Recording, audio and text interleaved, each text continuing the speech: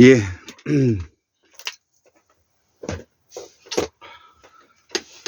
오늘은 2024년 1월 3일이고요. 음력으로는 11월 22일이 되겠습니다. 오늘 수요일이죠. 제가 2024년 새해 기념 글을 올렸는데, 올리고 나서 이렇게 가만히 생각해 보니까 여기에 대해서 공부가 많이 부족하고 숙지가 많이 안 된 부분이 있어서 제가 다시 공부를 좀 했습니다. 왜냐하면 지금 현재 강의하고 있는 이 내용이 우리가 한국 문명사에는 매우 중요한 철학적 사상적 이론의 베이스가 되고, 또 그동안에 꾸준히 공부해왔던 우리 한국문명학술원에서 여기에 대해서 이제 어느 정도 좀 윤곽을 드러내야 될 이제 시점에 왔기 때문에 오늘 제가 내용을 다시 공부를 했습니다.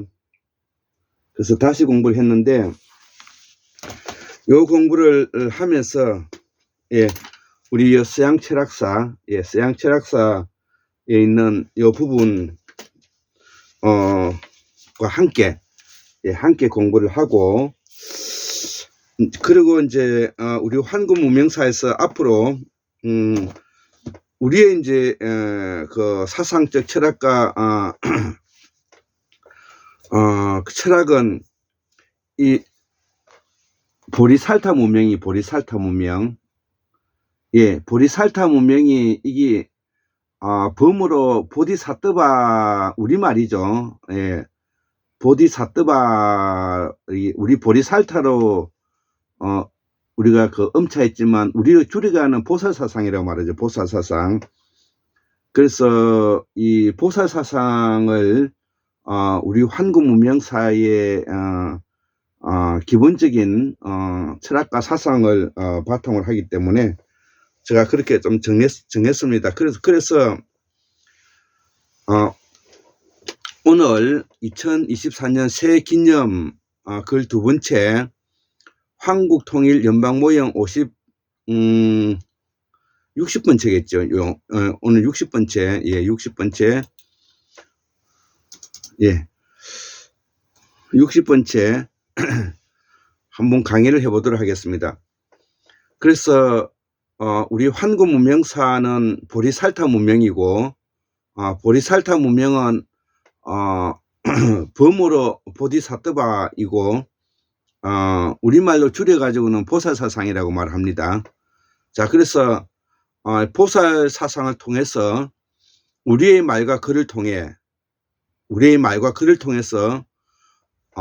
그동안의 반이성주의적, 반서구주의적, 반인간주의적, 반구조주의 모순을 우리가 한번 극복해 보자는 것입니다. 자, 그래서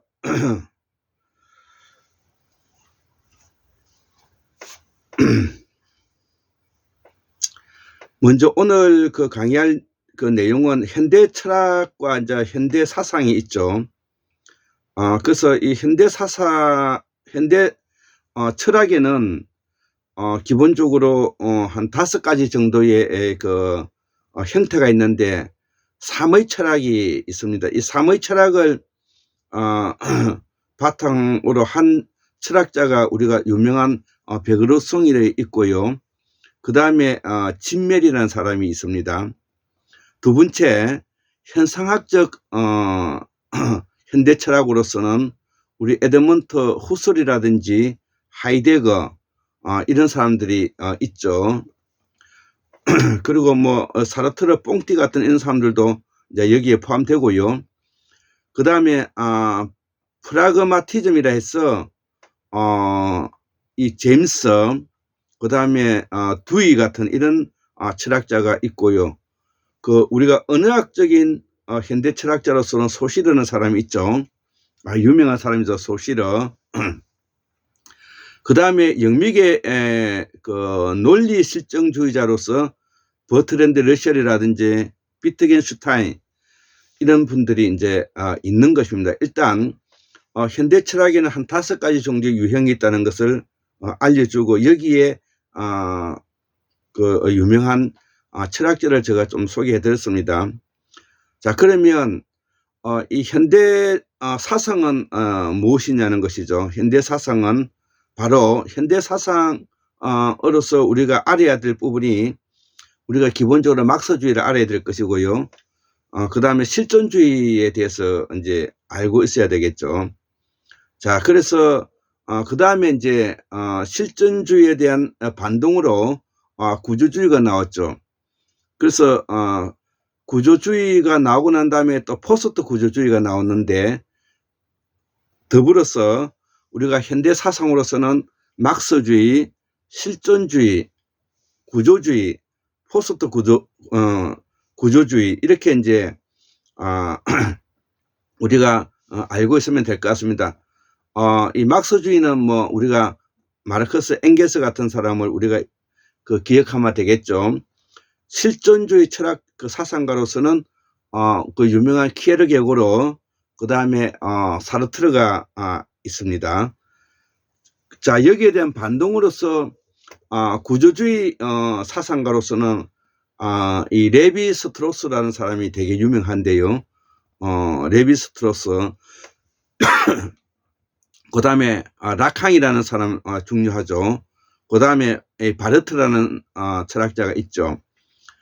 그리고 또 이제 포스트 구조주의라 해가지고 유명한 데리다는 분하고, 우리가 푸코, 예, 들어보셨죠? 1926년에서 1984년도에 돌아가셨는데요. 그리고 이제 그 유명한 들레저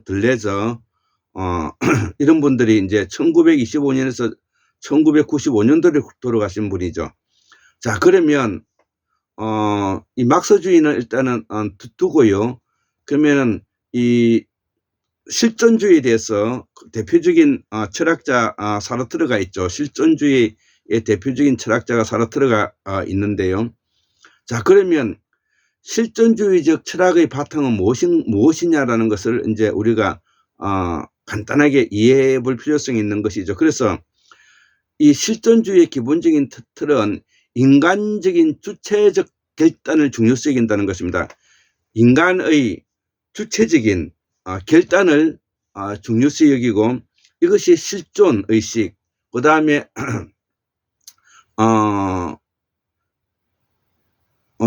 그 다음에 그 순수의식, 순수이성, 이 뭐 다 같은 말입니다.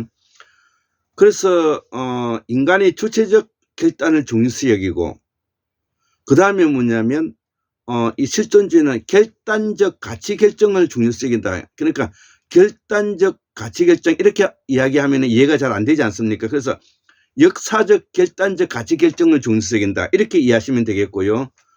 주체적 결단은 인간의 주체적 결단을 중요시 여긴다. 고로 이 사르트르나 막스주의는 기본적으로 인간의 실존과 그 다음에 역사성을 소중히 여기는 철학이다, 이렇게 이해하시면 되겠죠. 여기에 대해서는 큰 무리가 없다고 저는 생각을 합니다. 자, 그러면 우리 현재 이 현대 사회는 과연 이 실존주의적 요소만을 가지고 있는가에 대한 의문을 품은 사람들이 있겠죠. 그것이 바로 구조주의라는 것입니다. 구조주의. 그래서 우리가 한국의 민주화를 견인하기 위해서는 이런 철학을 기본적으로 알아야 되는 것이죠. 그래서 구조주의가 있는데, 그러면 구조주의를 주창했던 사람들이 이제 누군가, 이렇게 이제 우리가 좀 이해를 해봐야 되겠죠. 자, 그래서 구조주의를 이렇게 대표하는 아주 뭐냐면 그 유명한 철학자가 레비 스트로스인데요. 레비 스트로스라는 사람인데 이 레비 스트로스가 이 구조주의를 어떻게 이해하고 있느냐 하면 현대 사회는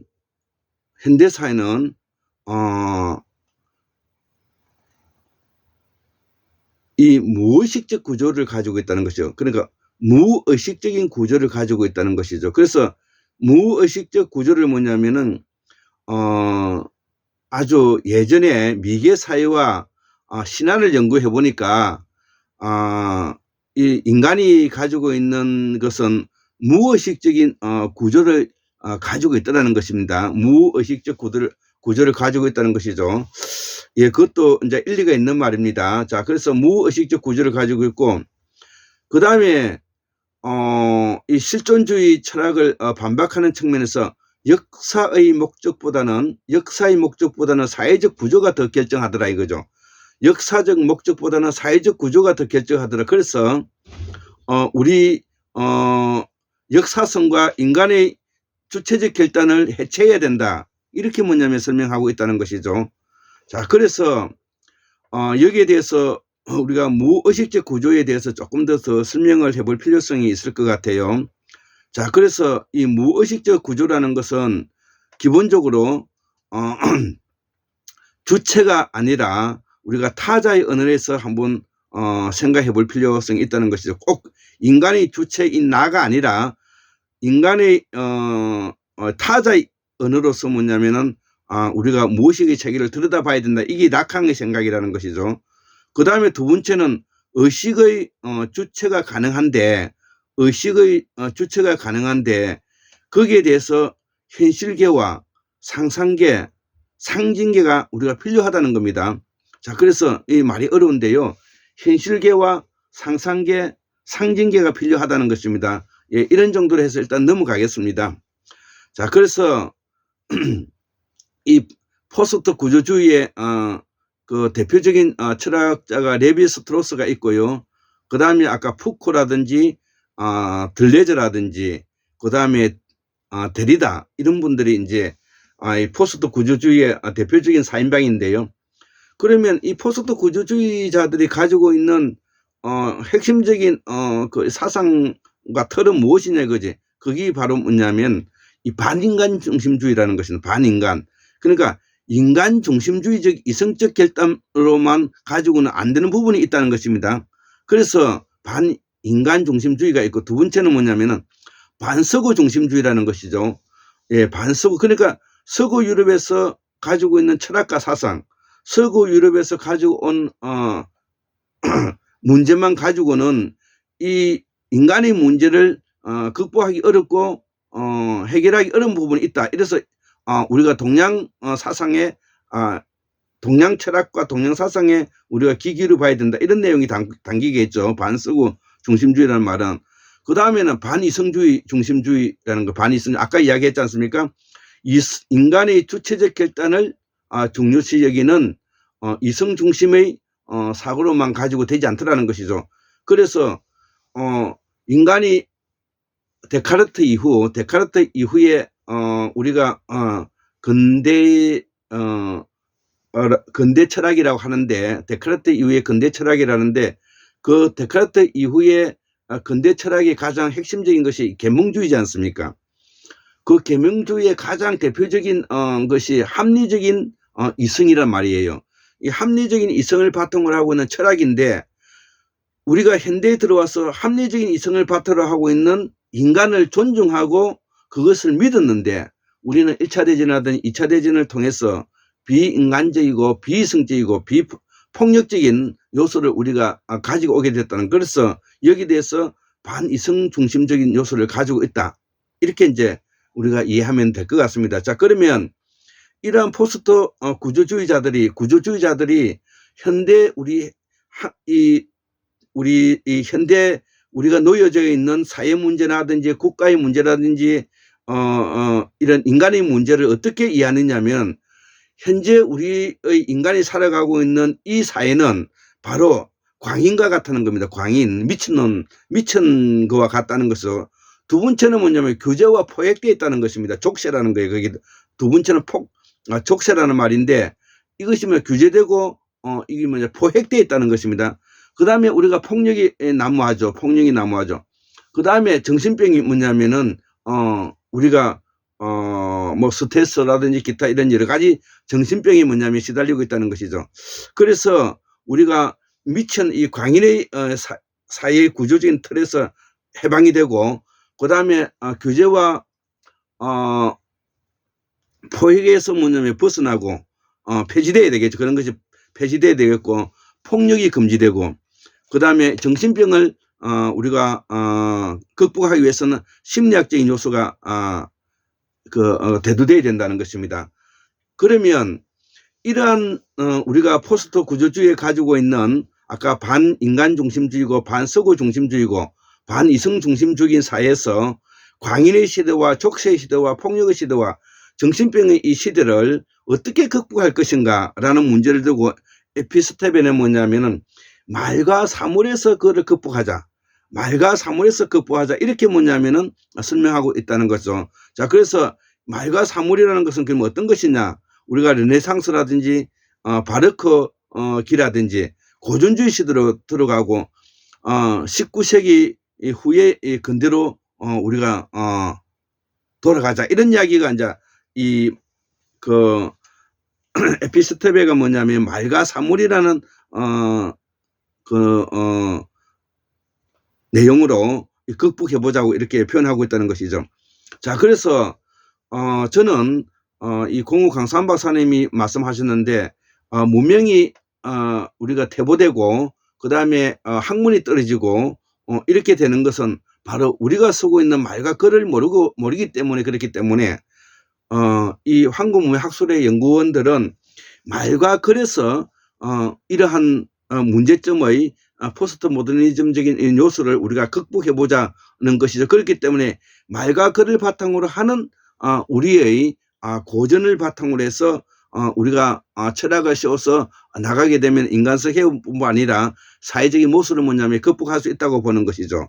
자, 그래서 앞에서 다시 한번 반복하겠습니다. 이 구조주의가 가지고 있는 가장 기본적인 틀은 역사의 목적보다는 사회적 구조가 결정한다. 고로 구조와 시스템이 정비되어야 되고 그래서 인간의 주체로서의 인간의 개념은 해체되어야 된다는 이런 것이 바로 이 구조주의가 가지고 있는 관점이고요. 두 번째로 사회는 인간의 의지적인 결단보다는 무의식적인 구조에서 구성된다는 것이죠. 예, 두 번째 사회는 인간의 의지적인 결단보다는 무의식적인 구조에서 구성된다는 내용이죠. 그래서 이거를 우리가 종합해 보면 막스 실존주의와 구조주의, 포스트 구조주의의 차이가 발견되는데 인간의 주체적 결정권이 사회 국가적 구조적 시스템이 정비될 때만이 이 조직이 운영된다는 것이죠. 우리 한국 사회도 지금 현재 우리가 헌법적으로는 국가 정비 조직 시스템이 있지만 실질적으로는 그 운영을 하는데 시행령이라든지 기타 이런 곳에서 비민주적이고 독재적인 요소를 가지고 지금 운영되고 있다는 것이죠. 자, 그래서 이러한 것을 극복하기 위해서는 사회적 국가적 구조적 시스템이 정비되어 있어야 된다는 것이, 그래야 이 조직이 뭐냐면 운영된다는 것이, 이것이 민주주의 원리에 매우 뭐냐면 부합하고 이를 극복해 나가는 문제점을 해결하는 데 중요하기 때문에 오늘 이 강의를 하는 것입니다. 자, 이것이 민주주의 원리고 우리는 여기에 대해 매우 미흡하고 미성숙되어 있기 때문에 우리가 말과 사물, 말과 글을 통해서 새롭게 뭐냐면은 우리가 디자인해 볼 필요성이 있다는 것이죠. 자, 그래서 우리의 앞으로의 문명은 제가 여기에 이 황태현 선생님께서 이렇게 적으셨던 그 내용인데, 패치워크 문명이라고 해서 일종의 짜집기 문명을 말하는데, 이런 표현보다는 우리 한국 문명 학술원에서 연구원들이 이야기하고 있는 보사 사상, 보디사트바, 보리살타 사상을 바탕으로 해서 앞으로 우리 한국 사회를 뭐냐면 정비해 보자. 이런 내용이 이제 들어가 있는 것입니다. 예. 일단 기본적인 내용은 자, 그러면 이런 구조와 시스템을 정비하기 위해서는 어떻게 해야 되느냐? 그것이 바로 우리가 인식작용을 어떻게 작동할 것인가와 관계되는데요. 그것이 바로 막스 베버가 이야기했던 열정과 책임 균형감이 있어야만이 되겠고요. 열정과 책임과 균형감이 있음으로써 우리가 인간이 행복해질 수가 있다는 것이죠. 그 다음에 뭐냐면 우리 사회는 분권화되고 자율화되고 네트워크화되어야 된다는 것이죠. 고로 이것이 성과 책임으로서 나타나야만이 우리가 이런 구조화 시스템을 정비할 수가 있다. 이렇게 뭐냐면은 설명하고 있다는 것이에요. 이 내용은 우리가 최동수 인사조직연구소장님께서 항상 이렇게 연구하고 있는 내용을 바탕으로 하고 있는데, 자, 그래서 우리에게는 기본적으로 인간에게는 순수 이상적인 요소를 가지고 이 칸트가 표현했고요. 순수 의식적인 표현을 이거는 후설이 말했고요. 자기 의식은 이게 해결이 말했던 것인데요. 자, 그래서 순수 이성, 순수 의식, 자기 의식은 앞에서 사르트가 말하는 실존과 관계되는 것이고, 실존과 관계되는 것은 다른 말로 영혼과도 관계되는 것이고, 우리말로 정신과도 관계된다는 것이죠.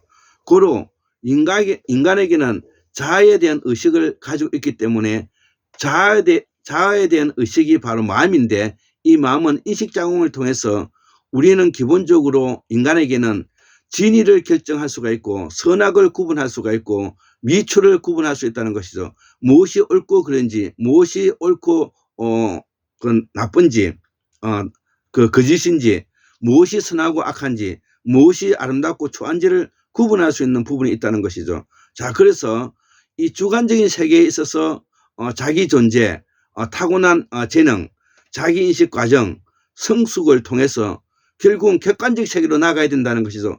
객관적 세계로 나아가는 이 부분이 바로 사회화 과정을 말하는데, 이 사회화 되어가는 이 과정 속에서 바로 구조주의적이고 포스트 구조주의적인 요소를 우리가 가지고 있을 수가 있다는 것이죠. 그래서 앞에서 설명했다시피 바로 반 인간 중심적이고 반서구 중심주의고 반이성 중심적인 요소와 우리 사회가 광인의 시대와 족쇄의 시대와 폭력의 시대와 정신병의 시대로 이렇게 대두되는 것은 바로 인간이 가지고 있는 순수적인 이성이 사회로 나아가면서 사회화 과정 속에서 객관화적으로 나아가면서 여기에 어떻게 뭐냐면은 역할 존재와 성과에 대한 책임을 지을 것인가, 이것이 이제 중요하다는, 이게 인사조직연구소에서 중요한 내용이 되는데, 자, 그래서 여기에 대해서 아까 인간의 주체적 결단을 중요시 여기는 이 사르트르의 이야기와 칸트의 이야기를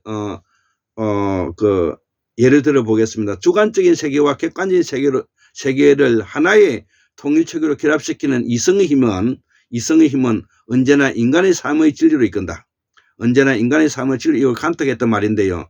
자, 그래서 객관적인 세계가 중요한데, 칸트 이전에는 오감을 주관과 객관과 같다고 말해왔지만 칸트 이는 오감이 주관과 객관을 일치하지 않는다는 것이죠. 아까 말해서 이성과 그 다음에 사회 과정에서, 객관적인 과정에서는 일치하지 않는 부분이 있다는 것이죠. 그래서 인간이 할 수 있는 것은 주관적인 일 수밖에 없는 일인데, 이 주관적인 일을 객관화의 세계로 나아갈 때 여기는 성과에 대한 책임을 져야 된다. 이렇게 뭐냐면은 설명할 수가 있다는 것이죠. 자, 그래서 다시 한번 말씀드리겠습니다. 이 막스주의 실존주의가 중시하는 것은 인간의 주체적 결단과 역사적 결단적 가치 결정이 중시되는데, 사르트르가 여기를 중요하게 생각했다는 것이죠. 자, 그러나 곧 이 구조주의 철학에 의해서 의문을 제시하게 됐는데, 여기에 대표되는 철학자가 레비 스트로스고요, 라캉, 바르트, 알티세르 이고, 특히 레비 스트로스는 사회는 인간의 의지적 결단보다는 무의식적인 구조에 구성되고, 아까 객관적인 사회로 나아가는 과정을 말하는 겁니다. 역사의 목적보다는 사회적 구조가 결정된다. 그래서 구조와 시스템 정비를 통해서 인간의 주체로서의 인간의 개념을 해체돼야 된다. 인간의 개념은 해체돼야 된다. 여기서 우리가 막스 실존주의와 구조주의, 포스트 구조주의와의 차이점을 우리가 가질 수가 있다는 것이죠. 자, 마지막으로 우리가 이러한 것을 실현하기 위해서 바로 생활민주주의를 설계해야 되는데, 우리가 한국 통일연방 모형으로서 기본적으로 가지고 있는 것은, 우리는 무교의 문화에서 성과 속을 구분하는 과거의 전제 왕군 국가에서 양반과 계급계층과 피지배계층이 나누어지는 이런 성과 속이 구분됐는데, 우리가 지금은 1911년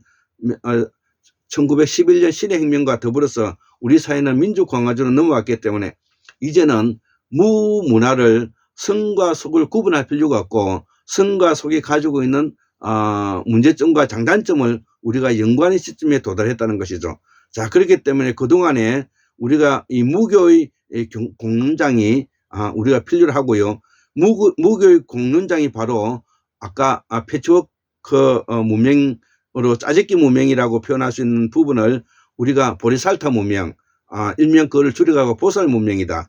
예, 범으로서 뭐냐면 보디사트바 문명이고요. 보디사트바는 인간이 타고난 원래의 본성과 본질을 그대로 두어야 된다는 것입니다. 자, 그래서 우리가 기본적으로 그 기성 종교를 가지고 있는 것은 바로 무에서 성이 그 전제 왕건 국가를 통해서 유불 선도로 이게 발전해 갔다는 것입니다. 자, 오늘은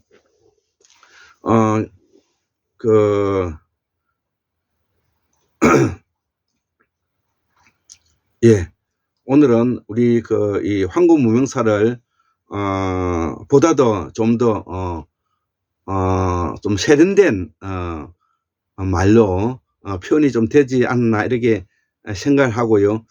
저도 여기에 대해서 아주 공부를 더 많이 해야 되기 때문에 앞으로 뭐냐면 꾸준히 공부해 볼 생각입니다. 예, 그래서 이런 책을 꾸준히 뭐냐면 공부하고 있는 것입니다. 예, 이런 책을 이런 책을 꾸준히 공부해서 우리 황금 무명사를 복원할 필요성이 꼭 있는 것입니다. 예, 그래서 74,143년 1961년 2024년 1월 3일 수요일 황금 무명 학술은 골장 김수 올립니다. 예, 감사합니다.